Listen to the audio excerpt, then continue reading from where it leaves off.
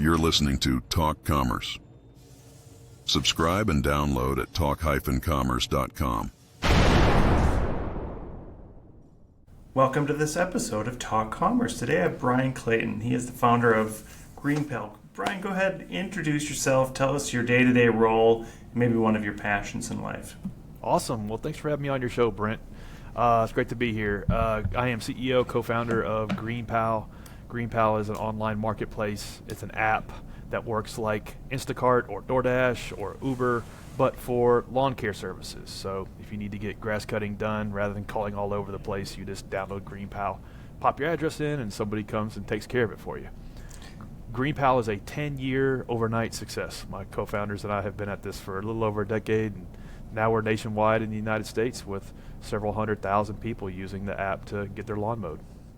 That's awesome. And passions? Any passions in life? You know, I've been an entrepreneur for 22 years, and I've never had a job. I've always been in business for myself, and I think one of my passions is building a business that helps customers, that is profitable, that is prospering, that is winning. That's a passion of mine, and that's, you know, when actually before GreenPal, I had a landscaping business that I built up over a 15-year period of time, and it was acquired by a nationalist building. I tried to go lay on a beach, and I realized that one of my passions was entrepreneurship, and so that's what's kept me going through some of the challenging parts of the journey. That's awesome. So I do want to touch on a couple of points. I do want to talk about your growth from being a blue-collar entrepreneur to a tech entrepreneur, which is super fascinating for me. Then I would like to talk about some time off and how you've dealt with that. I did an exit a couple of years ago, and I actually worked for the client or worked for the business for a couple of years, which I think was 24 months too long. So I agree with you. Then maybe we can kind of close it out with some ideas around your app, and I think it's a fantastic idea. So start off with sort of that I'm not going to say struggle, but when you go from being the person who's doing the lawn mowing or just making sure that the lawns are getting mowed to being a tech person, what were some of the struggles in that? It was a lot harder than I thought it was going to be. So when I had a landscaping business that I built from just me and a push mower to 150 people, like 90 trucks going out every day, and eventually around $10 million a year in revenue. So it was a pretty big business. And when it was acquired, it took like 2 years to get it sold, and it was really challenging. And after I did all that, I thought, man, that was really hard. I don't ever want to do that again. And I thought I knew everything there was to know about building a business. And I thought, well, after getting bored, not having a mission anymore in life, and I thought, well, I'm going to get back in the game. I need a project. I need something to like pour my life's soul, my energy into. And so I thought, well, I don't want to start another business again like I had, because that was really tough. I want to start an easy business. I want to start a software business, because that'll be so much easier. And man, I didn't know what I didn't know. I was quickly confronted with the reality that it's 100 times harder. and the thing that nobody told me is that when you're starting a tech company, you're usually inventing something brand new from scratch that does not exist. And that's a lot harder than just a traditional business. You can start a construction company, a landscaping company like I had, a home cleaning business, dry cleaner, restaurant, whatever. Those businesses are hard, but you're executing a known game plan. You're basically rolling up your sleeves and out competing your competitors, and you're just working your butt off trying to hustle a business together. Well, if you're starting a tech company, usually you're inventing a new product, a new way of doing things. And nobody knows about it. Nobody knows to use it. Nobody knows how to use it. And so that's all a lot harder. There is no game plan. There is no roadmap. You just go from like failure to failure trying to figure out how to make it work. And that was the thing that I didn't know. And so it was a lot more challenging. I thought the hard part was going to be executing on the technology, writing the software. And while that was hard, The hard part is getting people to know about it, getting people to use it, and making people happy with your product, and understanding how to build a product that does that was challenging. Yeah, that's a great description, and I guess I've always been in the tech space, so I can't say I went from one space to another, but I do understand the challenges around around finding the idea. So, my story is that I did sell my company a couple of years ago, and it was hard for me to just come up with that idea. Talk about, what was it, just natural for you to kind of go into the tech, the idea of this sort of app-based ordering of your lawn mowing? That's the only thing I had going for myself, was that I was solving my own problem. I saw this problem every day running my landscaping company. And so here's the problem that I solved, that I thought that technology needed to solve better.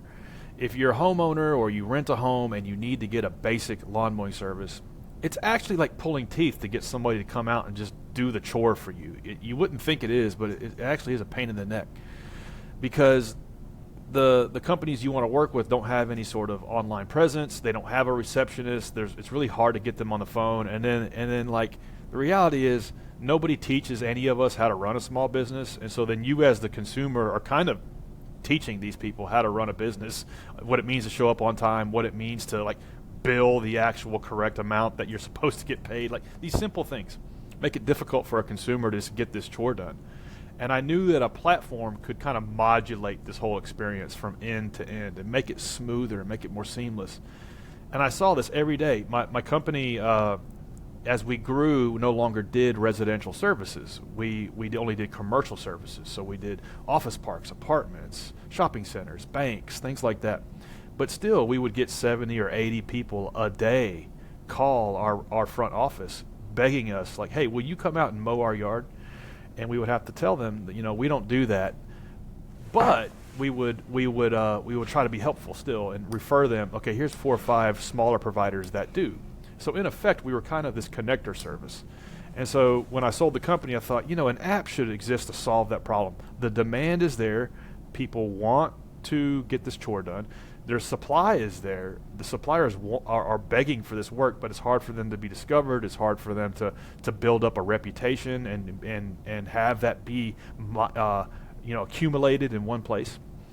And so I knew the problem was there. I knew technology could solve it. What I didn't know was how challenging it is to execute on building a marketplace that connects buyers and sellers at a local level. That was a lot harder than I thought it was going to be. And then what I came to find out when I started GreenPal was all of the reasons that make it difficult to hire a lawn care service, all of the reasons why it sucks to hire a grass cutting service to mow your yard, are now my problem. I have to solve them as the platform kind of proprietor, and that took a long time, just going from one set of problems to the next and solving them.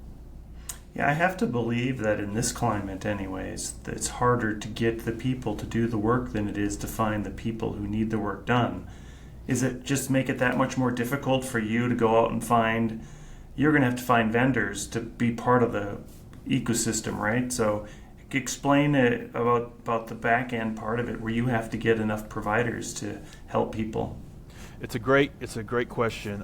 And so if you're building a marketplace like this, usually one side is harder to acquire to the platform than the other. So in Uber's case, there is no shortage of people wanting a $5 ride to a restaurant, but there is a shortage of people who are willing to give that ride. And so their side of the marketplace is harder to acquire riders or drivers.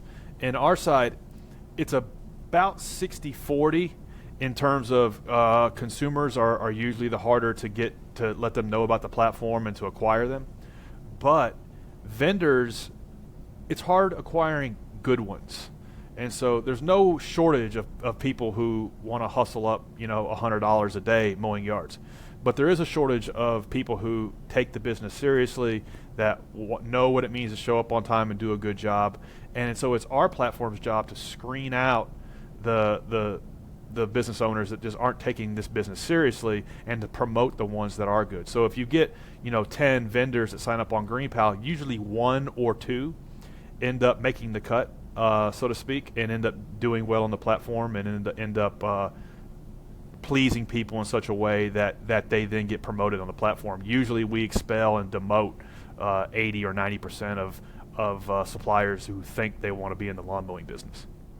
Yeah, that's interesting. So you don't have to tell us any secret internal sauce, but I know in Uber they have a way of vetting drivers, and there's a way of giving feedback about drivers, a star system. But there's also a way of giving feedback for riders. And I actually heard of a rider who got kicked off of Uber because they had such low ratings.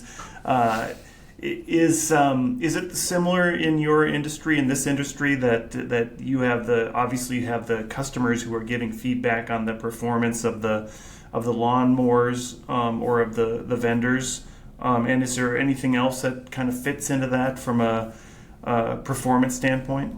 Works very similarly. We have to do some vetting up front to make sure that they're a legit business, but that's only like 1% of it.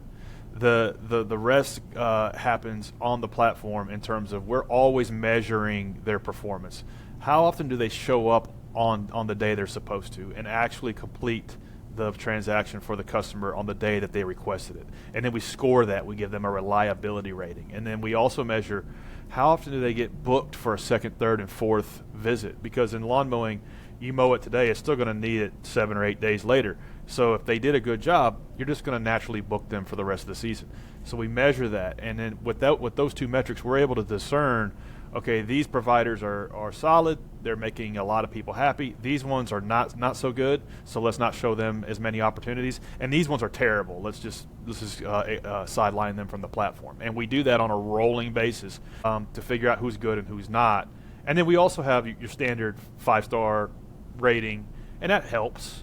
But really, the real valuable signals are tied to the transactions happening on the platform. And that's what makes our platform different than an Angie's List or a Thumbtack or Home Advisor or even Craigslist or Facebook. There's no shortage of places you can go to get names and phone numbers, but then you don't really know if they're actually going to show up on time. You don't really know if they do a good job. I mean, maybe there's some stars to look at, but that's it. And so in order to really deliver an experience that's more reliable than the status quo, I think you have to capture that transaction and measure what's going on in the marketplace. It took us a long time to figure that out and to get that right, but that's what makes us different from the other ways people get this done. Yeah, so are you seeing pressure from now other companies that are kind of moving into your space and you're going to have to innovate more? Luckily, I think the least glamorous and least sexy your industry and idea, the greater your chances of success and the easier it will be in a weird way. So it's not like there was a super hyper competitive dynamic between Uber and Lyft, and Uber eventually won because they raised more money and so on.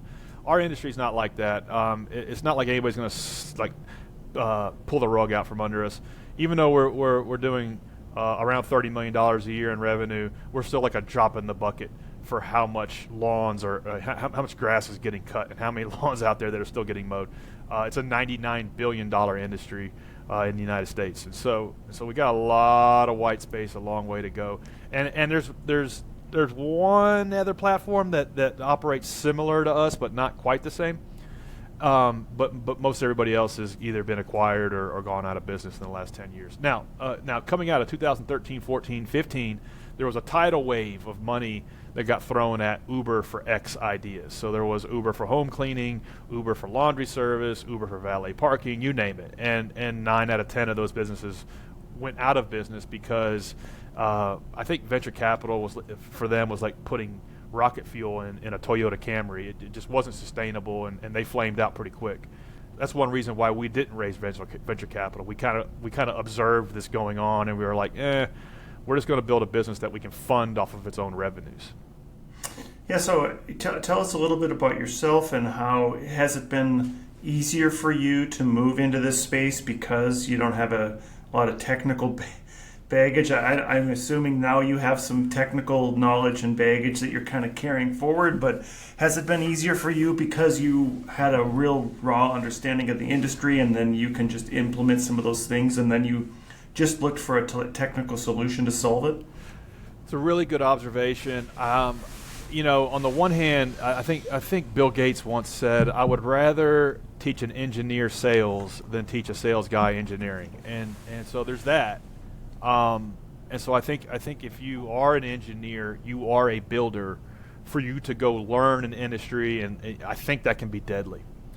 I was on the other side. I knew the industry. I knew sales. I knew the problems and solutions. I didn't know the engineering, so I had to learn the engineering. So I think that has helped me because I think that authenticity can be a competitive advantage, and you can always bring things back to a very simple, clear way of thinking. First principles thinking, like what is the actual problem we're trying to solve here, and all of this other BS that's in the way, is irrelevant. And for us, it's really simple. I know what it's like to make a living in the lawn care business, and we focus on one thing: like how do we make those people more money? How do we help them grow their business? How do we make their life easier?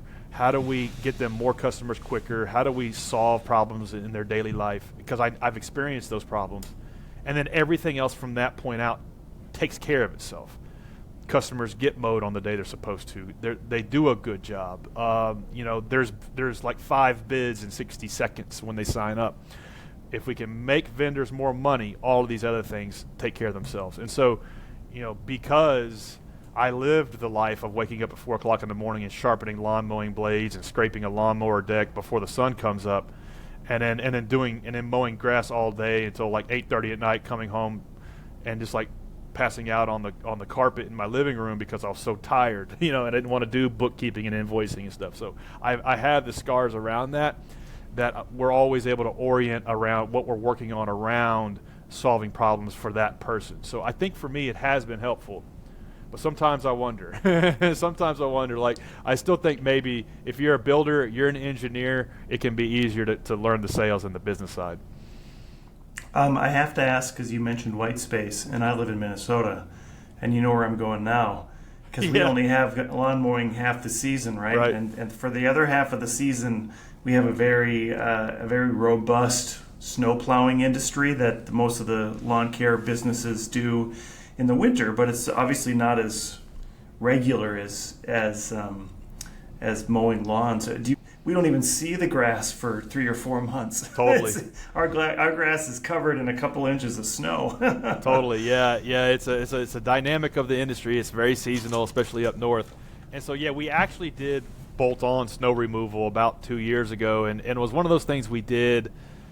I thought, again, it was going to be pretty easy because, to your point, we have hundreds of contractors in your state that use the platform, but the business goes to zero after about October, November, and so they were coming to us like, look, we're having trouble staying in business. We need something to fill the gaps, and why don't you get into snow plowing? They were telling us this, and I'm from Tennessee, and while I've done a little snow plowing, not a lot, and so I didn't know that business very well, and I thought, well, how hard can it be? We'll just, we'll bolt it on, and we'll just kind of build some other workflows and make it an ancillary service that homeowners can hire. And man, we started to uncover that it's a totally separate, different business. And it took, like, what I thought was going to be 3 months took 2 years to build, like, basically a parallel platform that handles snow plowing that is coupled with GreenPal, where homeowners can hire snowplow contractors, snow plowing contractors can complete transactions and manage their schedule and so on. But they really are 2 different businesses, and it was a quick lesson in like focusing on the main thing and keeping the main thing, because it really did sidetrack us. If I had to do it all over again, I don't know, I'd probably still do it because it does keep our name in the press year round.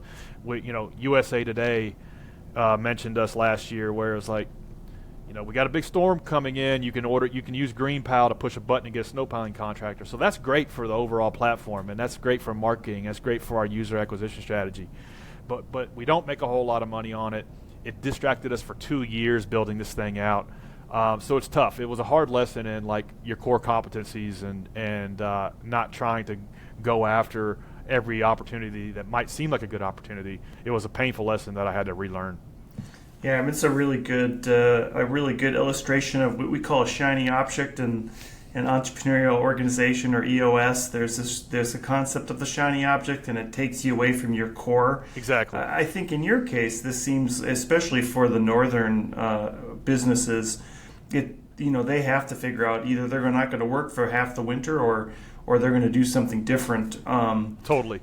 Yeah, so that's such a great story. Has it been a challenge with employees? And I suppose for yourself, you don't have to worry about all those challenges anymore that a regular landscaper would have to deal with, right? You're really worrying. You're one step above that chain of labor that a lot of people are struggling with right now.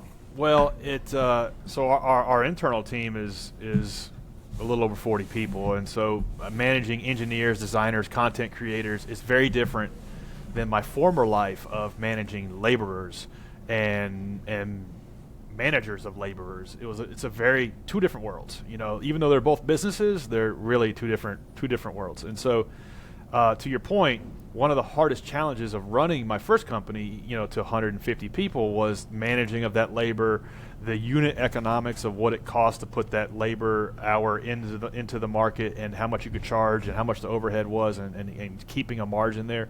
Really, really tight business, very, very, very tight margins. And the managing of that labor is very risky. You're always prone to lawsuits and accidents and things like that. And then the turnover's high. You have to have a really good training program to get people up to speed. And so that was a really tough dynamic of running that kind of business. GreenPal is set up to help smaller providers, one man or woman operations. We have a lot of female-led companies, and maybe a helper or two. Your big companies that have 10, 20, 30, 40, 50 employees in the landscaping industry, they don't need another system. They don't need another process. They don't need another inbox. So they're not a good fit for GreenPal. Although we do have some providers doing over $1 million a year on the platform, the majority are your one-man bands, Peter in a pickup, Molly in a mower, and that's who we've built the platform for.